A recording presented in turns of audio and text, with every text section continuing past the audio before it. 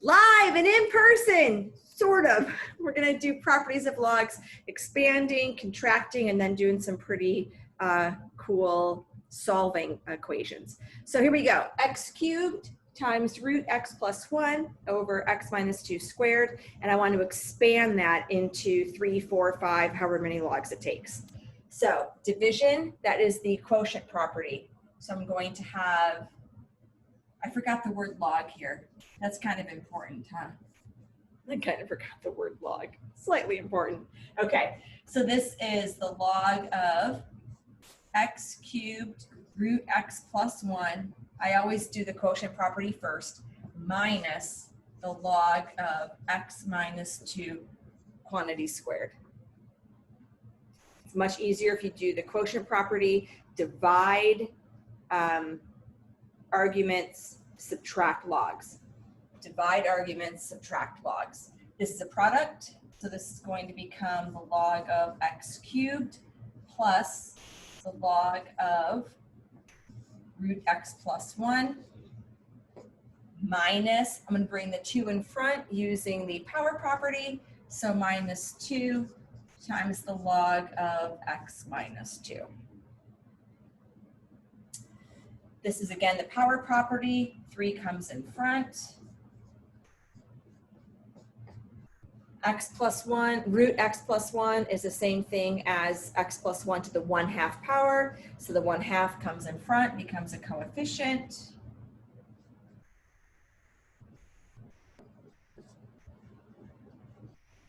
Minus 2 times the log of x minus 2, and there you have it.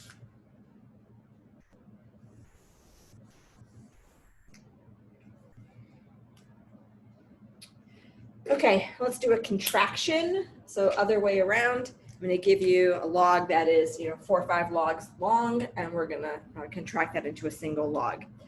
So let's say you have the log of x squared plus 3x plus 2 minus 2 times the log of x plus 1. The log of x squared plus 3x plus 2 minus 2 times the log of x plus 1. Okay, subtraction, divide arguments, not logs. You don't divide the logs, you divide the arguments. So this is the log of x squared plus 3x plus 2. I'm going to kill 2 birds with 1 stone. I'm going to bring the 2 up, reverse power property. So the coefficient becomes an exponent, and this is x plus 1 quantities squared. Not really, not really. You can factor. I told my Algebra 2 kids yesterday, I think. The factoring never goes away. In your whole math life, factoring never goes away. I factored x squared plus 3x plus 2, and now I can reduce. So this becomes the log of x plus 2 over x plus 1 when you reduce. X plus 1 in the numerator, 2 of them in the denominator, you reduce. Okay, let's do something a bit more funky.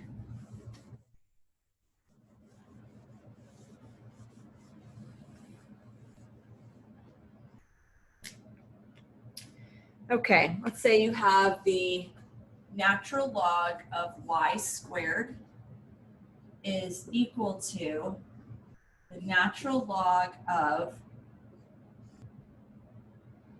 1 over, sorry, start over, my apologies. 2 times the natural log of y equals negative 1/2 times the natural log of x plus 1/3 times the natural log of x squared plus 1 plus the natural log of c where C is a constant.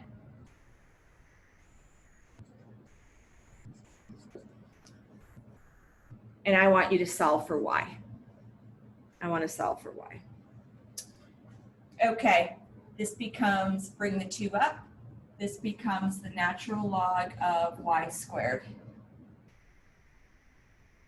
This is, bring the negative 1/2 up. Be careful.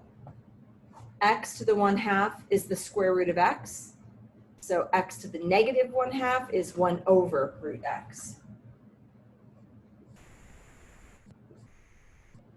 Plus, bring the 1/3 up. So that becomes the cube root.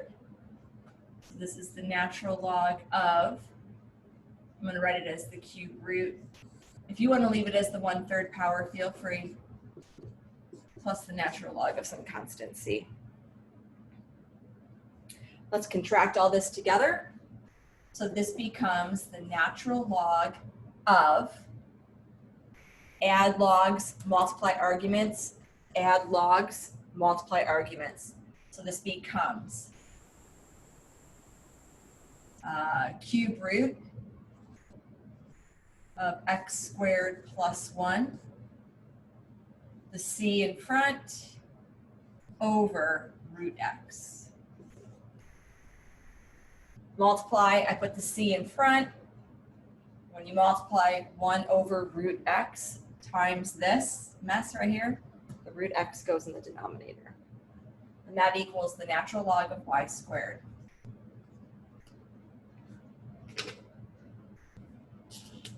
They are both base E.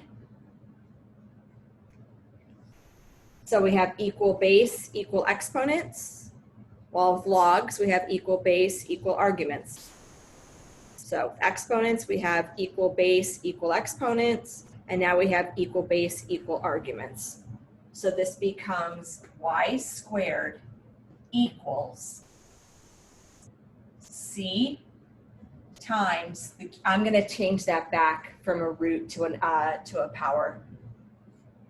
X squared plus 1 to the 1/3 all over x to the 1/2. You'll see why in a minute. All right, if I want to solve for y, I square root both sides. If I want to solve for y, I'm going to square root both sides, which means I'm going to raise to the 1/2 power. I'm going to raise to the 1/2 power.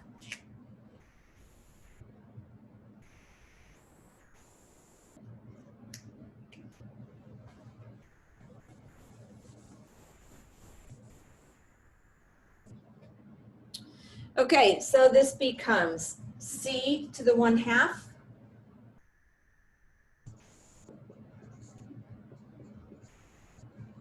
power property, multiply exponents. So this becomes x squared plus 1 to the 1/6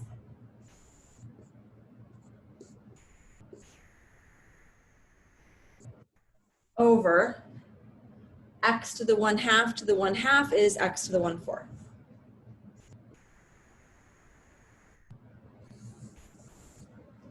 I think your book writes it with roots and not fractional exponents, but whatever. Cool. All right, let's do one more.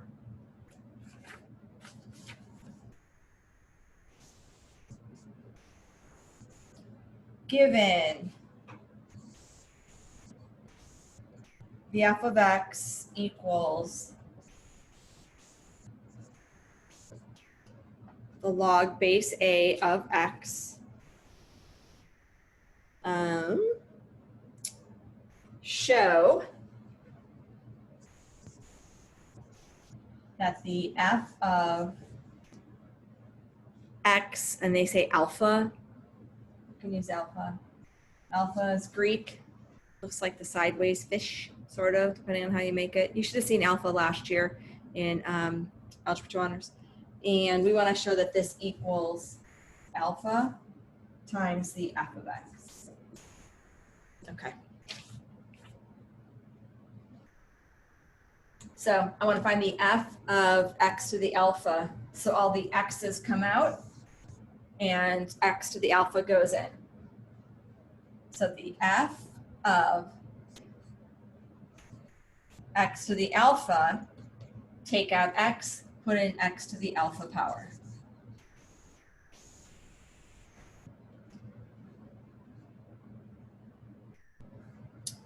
Okay, power property, it's probably the most useful property of all of them, that and change of base.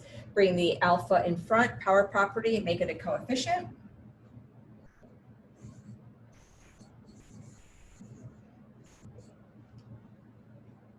Well, the log base a of x was given to me as the f of x. The log base a of x was given to me as the f of x. Log base a of x, log base a of x. This is alpha times the f of x.